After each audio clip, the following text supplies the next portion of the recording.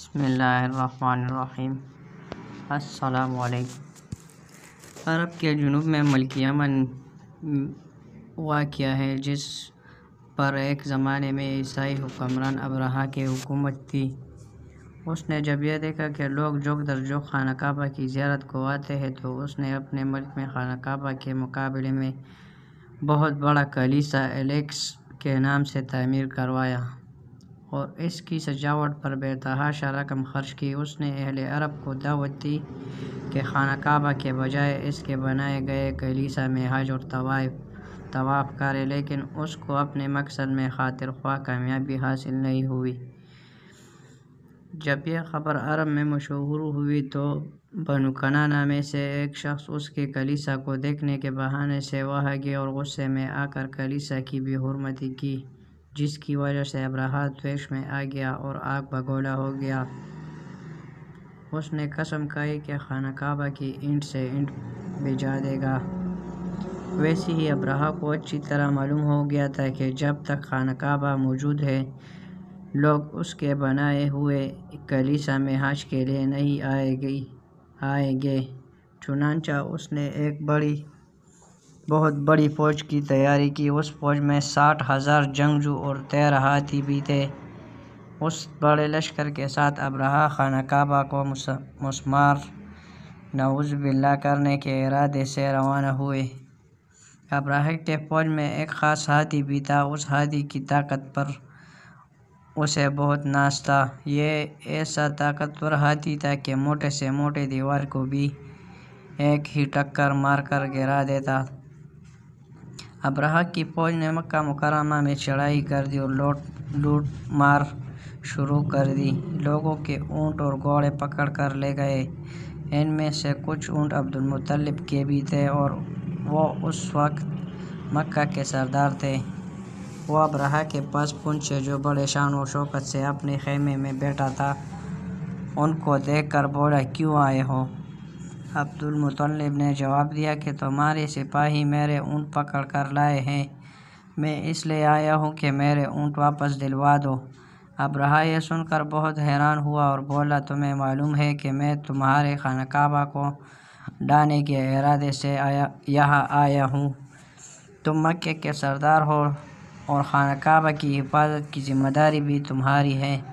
پھر کتنی حیرانی کی بات ہے کہ تمہیں خانہ کعبہ کی تو فکر نہیں، اپنے اونٹوں کی فکر پڑ گئی ہے۔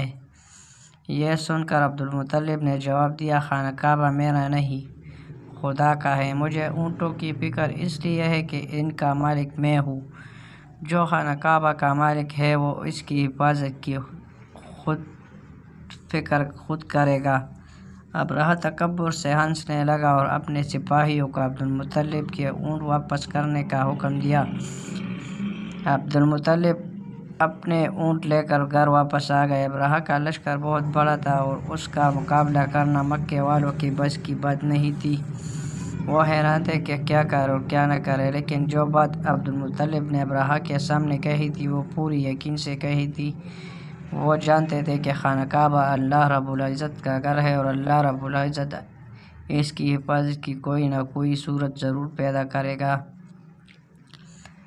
جب ابرہہ کا لشکر خانہ کعبہ کی طرف اپنی پوری قوت کے ساتھ بڑھا تو عبدالمطلب مکہ کے لوگوں کو ساتھ لے کر خانہ کعبہ کے پاس ایک پہاڑی کے پیچھے چھپ گئے اور دیکھنے لگے کہ غیب سے کیا ظاہر ہوتا ہے۔ ابرہہ اپنی بھاری بھرکم ہاتھی پر سوار آگے تھا اور پیچھے اس کی فوج تھی۔ وہ مغرور یہ سمجھ رہا تھا کہ اب دنیا کی کوئی طاقت اس کو خانہ کعبہ کو گرانے سے نہیں روک سکتی۔ مگر جب ہاتھی خانہ کعبہ کے پاس پہنچا تو رک گیا۔ اس نے آگے بڑھنے سے انکار کر دیا۔ اسے آنکھ مارے گئے مگر وہ نہ اٹھا۔ جب مکہ کی طرف سے اس کا رخ موڑ کر اٹھایا تو وہ اٹھا اور تیزی سے یمن کی طرف بھاگنے لگا۔ غرض یہ کہ جب اس کا رخ مکہ مکرمہ کی طرف کرتے تو بیٹھ جاتا اور کسی دوسری طرف کرتے تو اٹھ بھاگتا۔ یوں معلوم ہوتا تھا کہ مکہ کی طرف رخ کرتے ہی زمین ہاتھی کی پیر پکڑ لیتی ہے۔ اسی وقت جب یہ لشکر مزدلفہ سے نکل کر وادی محصر میں داخل ہوا تو آسمان سے ابابیلوں کے جھنڈ دکھائی دیے۔ ان کے چونچ میں زہریلی اثرات رکھنے والی کنکریاں تھیں۔